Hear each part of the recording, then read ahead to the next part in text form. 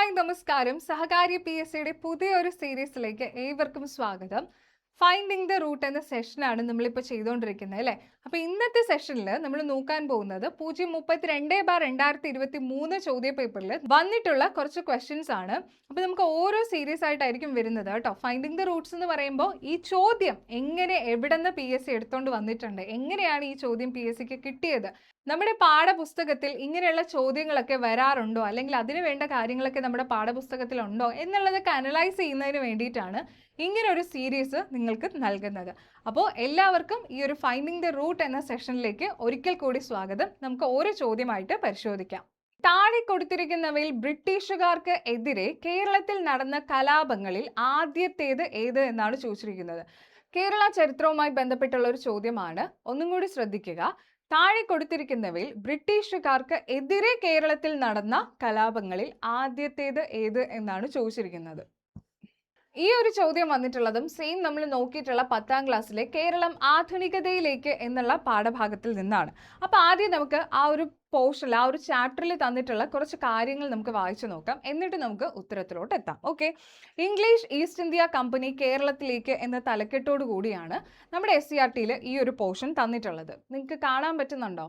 SCERTയിൽ കേരളം ആധുനികതയിലേക്ക് എന്ന് പറയുന്ന പോർഷനിൽ ഇതുമായി ബന്ധപ്പെട്ട് തന്നിട്ടുള്ള കാര്യങ്ങൾ നമുക്കൊന്ന് ജസ്റ്റ് വായിച്ചു നോക്കാം. എന്നിട്ട് നമുക്ക് ആ ചോദ്യത്തിലോട്ട് പോവാം. ഓക്കെ, ഇംഗ്ലീഷ് ഈസ്റ്റ് ഇന്ത്യ കമ്പനിയുടെ പ്രതിനിധിയായി 1615 കേരളത്തിലെത്തിയ ബ്രിട്ടീഷുകാർ സാമൂതിരിയെ സന്ദർശിക്കുകയും വ്യാപാര ഉടമ്പടിയിൽ ഒപ്പുവെക്കുകയും ചെയ്തു. പിന്നീട് വിഴിഞ്ഞത്തും തലശ്ശേരിയിലും അഞ്ചുതെങ്ങിലും പണ്ടകശാലകൾ അല്ലെങ്കിൽ പാണ്ഡികശാലകൾ എന്ന് പറയുന്നത് സംഭരണശാലകളാണ് ആരംഭിക്കാനുള്ള അനുമതി കമ്പനി കരസ്ഥമാക്കി. തുടർന്ന് ആറ്റിങ്ങൽ, അതായത് തിരുവനന്തപുരത്തുള്ള ആറ്റിങ്ങൽ റാണിയിൽ നിന്ന് അഞ്ചുതെങ്ങിൽ കോട്ട പണിയാനുള്ള അനുവാദം നേടിയെടുത്തു.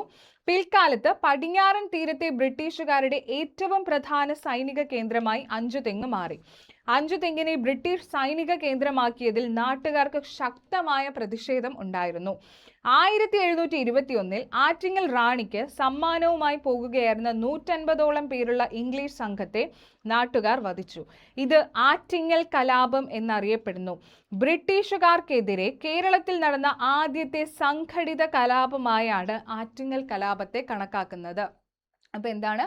ബ്രിട്ടീഷുകാർക്കെതിരെ കേരളത്തിൽ നടന്ന ആദ്യത്തെ സംഘടിത കലാപമാണ് ആറ്റിങ്ങൽ കലാപം എന്ന് പറയുന്നത്. സംഘടിത കലാപം എന്ന് എടുത്തു പറയുവാണെങ്കിൽ മറ്റൊന്നും നോക്കേണ്ട ആവശ്യമില്ല. ഏത് തന്നെയാണ് എഴുതേണ്ടത്? ആറ്റിങ്ങൽ കലാപമാണ് എഴുതേണ്ടത്. അപ്പോൾ ഇത് കേരളം ആധുനികതയിലേക്ക് എന്ന് പറയുന്ന പാഠഭാഗത്തിൽ നിന്നും കൊണ്ടുവന്നിട്ടുള്ള ഒരു പോർഷനാണ് കേട്ടോ. ഇവിടെ നമുക്ക് എന്തൊക്കെ അറിയാം? 1721 ഈ ഒരു ആറ്റിങ്ങൽ കലാപം നടക്കുന്നത്. ആദ്യത്തെ സംഘടിത കലാപമാണ് ആറ്റിങ്ങൽ കലാപം എന്നുള്ളത്. ബ്രിട്ടീഷുകാർക്കെതിരെ നടന്ന ആദ്യത്തെ സംഘടിത കലാപമാണ് ഈ ഒരു ആറ്റിങ്ങൽ കലാപം എന്ന് ഈ ഒരു പോർഷനിൽ നിന്ന് നിങ്ങൾക്ക് വ്യക്തമായിട്ടുണ്ട്. ഇവിടെ നിന്നാണ് നമ്മുടെ PSC എന്ത് ചെയ്തിരിക്കുന്നത്? ഈ ഒരു ചോദ്യം ചോദിച്ചിട്ടുള്ളത്. എന്താണ് ചോദ്യം? താഴെ നൽകിയിരിക്കുന്നവയിൽ ബ്രിട്ടീഷുകാർക്കെതിരെ കേരളത്തിൽ നടന്ന കലാപങ്ങളിൽ ആദ്യത്തേത് ഏത് എന്നാണ് ചോദ്യം. ഇവിടുത്തെ ഓപ്ഷനിൽ വേലുത്തമ്പിയുടെ കലാപം, ആറ്റിങ്ങൽ കലാപം, പഴശ്ശി കലാപം, കുറിച്യ കലാപം എന്ന് തന്നിട്ടുണ്ട്. നമുക്കറിയാം ഇവിടെ അഞ്ചുതെങ്ങ് കലാപത്തെ കുറിച്ചൊന്നും പരാമർശിച്ചിട്ടില്ല ഓപ്ഷനിൽ. അങ്ങനെ നോക്കുമ്പോൾ ഇവിടെ എന്താണ്? ആറ്റിങ്ങൽ കലാപമാണ് ശരിയായിട്ട് വരുന്ന ഉത്തരം എന്ന് പറയുന്നത്.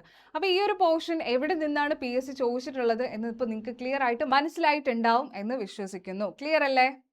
ഈ ഒരു ചോദ്യ പേപ്പറിലെ മറ്റൊരു ചോദ്യമാണ്, ഉപദ്വീപീയ ഇന്ത്യയിലെ പടിഞ്ഞാറോട്ടൊഴുകുന്ന ഏറ്റവും വലിയ നദിയെക്കുറിച്ചുള്ള പ്രസ്താവനകളാണ് താഴെ തന്നിരിക്കുന്നത്. ഇതിൽ ശരിയായത് തിരിച്ചറിയുക എന്നാണ് PSC ചോദിച്ചിട്ടുള്ളത്. ഓപ്ഷൻസ് നമുക്ക് നോക്കാം. ABCD എന്ന് പറഞ്ഞ് 4 ഓപ്ഷൻസ് തന്നിട്ടുണ്ട്. നമുക്കത് ജസ്റ്റ് ഒന്ന് വായിച്ചു നോക്കാം. ഛത്തീസ്ഗഡിലെ മൈക്കല മലനിരകളിൽ നിന്ന് ഉത്ഭവിക്കുന്നു. B. ഇന്ദ്രവതി, ശബരി എന്നിവ പോഷക നദികളാണ്. ഗാന്ധി സാഗർ ഡാം സ്ഥിതി ചെയ്യുന്നു. രാജസ്ഥാനിലൂടെ ഒഴുകുന്നു. എന്നിങ്ങനെ PSC എന്ത് ചെയ്തിട്ടുണ്ട്? 4 ഓപ്ഷൻസ് ആണ് ഇവിടെ നമുക്ക് തന്നിട്ടുള്ളത്. ഈ ഒരു ചോദ്യത്തിന്റെ പ്രത്യേകത എന്താണ്? കൃത്യമായിട്ട് ഏത് നദിയാണ് എന്ന് പരാമർശിച്ചിട്ടില്ല. ഉപദ്വീപീയ ഇന്ത്യയിലെ പടിഞ്ഞാറോട്ട് ഒഴുകുന്ന ഏറ്റവും വലിയ നദി എന്ന് മാത്രമാണ് PSC പറഞ്ഞിട്ടുള്ളത്. അപ്പൊ നമ്മൾ എന്ത് ചെയ്യുക? ആ നദി ഏതാണ് എന്നുള്ളത് മനസ്സിലാക്കിയിട്ട് വേണം നമ്മുടെ ഈ ഒരു ഉത്തരത്തിലോട്ട്, ഓപ്ഷൻസിലോട്ട് വരാൻ. PSC ഈ ഒരു ചോദ്യം എവിടെ നിന്നായിരിക്കാം എടുത്തിട്ടുള്ളത്? PSCക്ക് ഇങ്ങനെ ഒരു ക്വസ്റ്റ്യൻ ചോദിക്കാനായിട്ട് ഇത് എവിടെ നിന്നായിരിക്കും ഇതിൻ്റെ ഒരു റൂട്ട് എന്ന് പറയുന്നത്? മറ്റെവിടെയുമല്ല, നമ്മുടെ പാഠപുസ്തകത്തിൽ തന്നെയാണ്. SCERTയിലെ വൈവിധ്യങ്ങളുടെ ഇന്ത്യ എന്ന 10ാം ക്ലാസ്സിലെ പാഠഭാഗത്തിൽ നിന്നാണ് ഈ ഒരു ചോദ്യം വന്നിട്ടുള്ളത്. കൃത്യമായിട്ട് ഒരു ടേബിളൊക്കെ തന്നിട്ട് നമുക്ക് കൃത്യമായിട്ട് നദികളും അതിൻ്റെ ഉത്ഭവം, ഏകദേശ നീളം, പ്രധാന പോഷക നദികൾ എന്നിവയൊക്കെ തന്നിട്ടുണ്ട്. അപ്പോൾ നോക്കിക്കേ, മഹാനദി മൈക്കല നിരകൾ മധ്യപ്രദേശിൽ നിന്നാണ് ഉത്ഭവിക്കുന്നത്. ആദ്യത്തെ നദിയെ പറ്റി പറഞ്ഞിരിക്കുന്നത് മഹാനദിയാണ്. എവിടെ നിന്നാണ് ഉത്ഭവിക്കുന്നത്? മൈക്കല നിരകളിൽ നിന്ന് ഉത്ഭവിക്കുന്നു. ഏകദേശ നീളം തന്നിട്ടുണ്ട്, 857 കിലോമീറ്റർ ആണ് ഏകദേശ നീളം. അതുപോലെ ഇതിൻ്റെ പ്രധാന പോഷക നദികൾ ഏതൊക്കെയാണ്? ഇബ്, ടെല്ല് എന്നിങ്ങനെയാണ് പ്രധാന പോഷക നദികൾ. ഇനി അടുത്ത് നോക്കിക്കേ, ഗോദാവരി പശ്ചിമഘട്ടം മഹാരാഷ്ട്രയിലെ നാസിക് ജില്ലയിൽ നിന്നാണ് ഇത് ഉത്ഭവിക്കുന്നത്. പശ്ചിമഘട്ടത്തിൽ നിന്നാണ് ഗോദാവരി നദിയുടെ ഉത്ഭവം. ഏകദേശ നീളം എന്ന് പറയുന്നത് 1465 കിലോമീറ്റർ ആണ്. ഇതിലെ പ്രധാന പോഷക നദികൾ ഏതൊക്കെയാണ്? ഇന്ദ്രാവതിയും ശബരിയുമാണ്. ഇന്ദ്രാവതിയും ശബരിയുമാണ് പ്രധാന പോഷക നദികൾ. ഇനി കൃഷ്ണ നോക്കിക്കേ, അതും പശ്ചിമഘട്ടത്തിൽ നിന്നാണ്. മഹാരാഷ്ട്രയിലെ മഹാബലേശ്വർ കുന്നുകളിൽ നിന്നാണ് കൃഷ്ണ നദി ഉത്ഭവിക്കുന്നത്. ഇതിൻ്റെ ഏകദേശ നീളം എത്രയാണ്? 1400 കിലോമീറ്റർ ആണ്.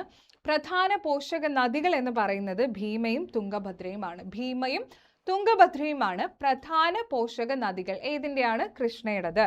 അതുപോലെ കാവേരി പശ്ചിമഘട്ടത്തിലെ ബ്രഹ്മഗിരി നിരകളിൽ നിന്നാണ് കാവേരി നദി ഉത്ഭവിക്കുന്നത്. ഏകദേശ കിലോമീറ്റർ 800 ആണ്. കബനിയും അമരാവതിയുമാണ് ഇതിൻ്റെ പ്രധാന പോഷക നദികളായിട്ട് നമ്മുടെ പാഠപുസ്തകത്തിൽ തന്നിട്ടുള്ളത്. ഇനി നർമ്മദ മൈക്കല നിരകൾ, ഛത്തീസ്ഗഡിൽ ഉള്ള മൈക്കല നിരകളിൽ നിന്നാണ് നർമ്മദ നദി ഉത്ഭവിക്കുന്നത്. 1312 കിലോമീറ്റർ ആണ് ഇതിൻ്റെ നീളം. ഹിരൺ, ബഞ്ചൻ എന്നിങ്ങനെയാണ് പോഷക നദികൾ. അടുത്ത താപ്തി നോക്കിക്കേ, മുൻതായി പീഠഭൂമി മധ്യപ്രദേശിലെ ബൈത്തുൽ ജില്ലയിലെ മുൻതായി പീഠഭൂമിയിൽ നിന്നാണ് ഏത് നദിയുടെ ഉത്ഭവം? താപ്തി നദിയുടെ ഉത്ഭവം. 724 കിലോമീറ്റർ ആണ് ഇതിൻ്റെ നീളം. ആനർ, ഗിർന എന്നിങ്ങനെയാണ് പോഷക നദികൾ എന്ന് പറയുന്നത്. അപ്പോൾ നമ്മൾ ഈ ഒരു ചോദ്യത്തിൽ മനസ്സിലാക്കേണ്ട ഒരു കാര്യം എന്തായിരുന്നു ചോദ്യം? ഉപദ്വീപീയ ഇന്ത്യയിലെ പടിഞ്ഞാറോട്ടൊഴുകുന്ന ഏറ്റവും വലിയ നദിയെക്കുറിച്ചാണ് നമ്മളോട് ചോദിച്ചത്. ഉപദ്വീപീയ ഇന്ത്യയിലെ പടിഞ്ഞാറോട്ടൊഴുകുന്ന ഏറ്റവും വലിയ നദി ഏതാണ്? നർമ്മദ നദിയാണ്. നർമ്മദ നദിയെക്കുറിച്ചാണ് നമ്മളിവിടെ ഉത്തരം കണ്ടെത്തേണ്ടത്. അപ്പോൾ ഇവിടെ നോക്കിക്കേ, മൈക്കല നിരകളിൽ നിന്നാണ് നർമ്മദ നദി ഉത്ഭവിക്കുന്നത്. അത് ശരിയാണോ? ഛത്തീസ്ഗഡിലെ മൈക്കല നിരകളിൽ നിന്ന് ഉത്ഭവിക്കുന്നു. ശരിയാണ്. അടുത്ത നോക്കാം, ഇന്ദ്രവതി, ശബരി എന്നിവ പോഷക നദികളാണ് എന്ന് പറയുന്നു. ഇന്ദ്രവതി, ശബരി എന്നിവ പോഷക നദികളാണോ? അല്ല. അത് ഏതിൻ്റെ പോഷക നദികളാണ്? ഗോദാവരിയുടെ പോഷക നദികളാണ്. ഏതൊക്കെ? ഇന്ദ്രവതിയും ശബരിയും എന്ന് പറയുന്നത്. എന്നാൽ നമ്മുടെ നർമ്മദയുടെ പോഷക നദികൾ ഏതൊക്കെയാണ്? ഹിരൺ, ബഞ്ചൻ എന്നിങ്ങനെ 2 നദികളാണ് നർമ്മദയുടെ പോഷക നദികൾ എന്ന് പറയുന്നത്. അപ്പോൾ ഇത് തെറ്റാണ്. ഇനി സി നോക്കിക്കേ, ഗാന്ധി സാഗർ ഡാം സ്ഥിതി ചെയ്യുന്നു എന്ന് പറയുന്നത് തെറ്റാണ്. അതുപോലെ ഡി, രാജസ്ഥാനിലൂടെ ഒഴുകുന്നു എന്ന് പറയുന്നതും തെറ്റായിട്ടുള്ള സ്റ്റേറ്റ്മെന്റ് ആണ്. അങ്ങനെ നോക്കുമ്പോൾ ഇവിടെ ശരിയായിട്ട് വരുന്നത് ഏതാണ്? ഛത്തീസ്ഗഡിലെ മൈക്കല നിരകളിൽ നിന്ന് ഉത്ഭവിക്കുന്നു എന്ന് പറയുന്നത് മാത്രമാണ് നർമ്മദ നദിയെക്കുറിച്ചുള്ള ശരിയായ പ്രസ്താവന എന്ന് പറയുന്നത്. ക്ലിയർ അല്ലേ? അടുത്ത ചോദ്യം, സൈലന്റ് വാലി, ബന്ദിപ്പൂർ, മുതുമലൈ എന്നീ ദേശീയോദ്യാനങ്ങൾ ഉൾപ്പെടുന്ന ജൈവ മണ്ഡലം ഏത് എന്നാണ് ചോദിച്ചിരിക്കുന്നത്. എന്താണ്? സൈലന്റ് വാലി, ബന്ദിപ്പൂർ, മുതുമലൈ എന്നീ ദേശീയോദ്യാനങ്ങൾ ഉൾപ്പെടുന്ന ജൈവ മണ്ഡലം ഏതാണ്? നീലഗിരി ജൈവ മണ്ഡലത്തിലാണ് സൈലന്റ് വാലി, ബന്ദിപ്പൂർ, മുതുമലൈ എന്നീ ദേശീയോദ്യാനങ്ങൾ ഉൾപ്പെടുന്നത്. അടുത്ത ചോദ്യം, ജുമ്മിങ് കൃഷിരീതി ചെയ്തു വരുന്ന മോൻപ, മിഷ്മി, നാഗ, ഗിരിവർഗ വിഭാഗം കണ്ടുവരുന്ന ഹിമാലയം ഭാഗം ഏത് എന്നാണ് ചോദിക്കുന്നത്. ജുമ്മിങ് കൃഷിരീതി കണ്ടുവരുന്ന മോൻപ, മിഷ്മി, നാഗ, ഗിരിവർഗ വിഭാഗം കണ്ടുവരുന്ന ഹിമാലയൻ ഭാഗം ഏതാണ്? അരുണാചൽ ഹിമാലയത്തിലാണ് ജുമ്മിങ് കൃഷിരീതി ചെയ്തു വരുന്ന മോൻപ, മിഷ്മി, നാഗ, ഗിരിവർഗ വിഭാഗം കണ്ടുവരുന്നത്. എവിടെയാണ്? അരുണാചൽ ഹിമാലയത്തിലാണ്. അപ്പോൾ കൃത്യമായിട്ട് ഈ ഒരു ചോദ്യം എവിടെ നിന്നാണ് SCERTയിൽ നിന്ന് PSC ചോദിച്ചിട്ടുള്ളത് എന്ന് നിങ്ങൾക്ക് എല്ലാവർക്കും മനസ്സിലായിട്ടുണ്ട് എന്ന് വിശ്വസിക്കുന്നു. ഇങ്ങനെയുള്ള സെഷൻസ് നിങ്ങൾക്ക് ഉപകാരപ്രദമാകുന്നുണ്ടെങ്കിൽ കമൻറ്റ് ചെയ്യുക. കൂടുതൽ ഇതുപോലുള്ള ഒരു സീരീസ് സെഷനുമായിട്ട് വരുന്നതായിരിക്കും. അപ്പോൾ എല്ലാവരും നന്നായിട്ട് പഠിക്കുക. അടുത്തൊരു സെഷനിൽ കാണുന്നത് വരേക്കും താങ്ക് യു.